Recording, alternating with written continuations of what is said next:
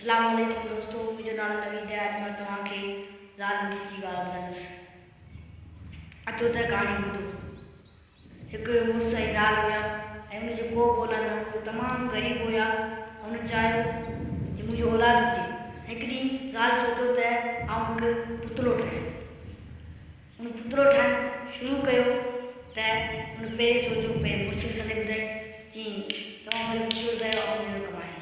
ठीकु आहे। हुन पुतलो ठाहिणु शुरू कयो। हुनखे काफ़ी ॾींहं लॻी विया।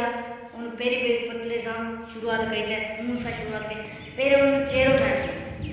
पुतले जो चहिरो ठाहिणु शुरू कयो, पोइ टंगूं, पोइ ॿांहं, पोइ हथ, पोइ हुनखे हुनजो रिमोट ठातो, हुन में सेल हयां, पोइ हिकु ॾींहुं सुठो रोबोट बणिजी वियो, सुठो घर जो भाती बणिजी वियो ऐं तमामु मुड़ुस ख़ुशि थियो। तव्हां वरी महिनत कई आहे, तमामु मुड़ुस ख़ुशि थियो ऐं हिकु घर जो भाती बणिजी वियो ऐं ॿनी रखवाली करणु लॻो।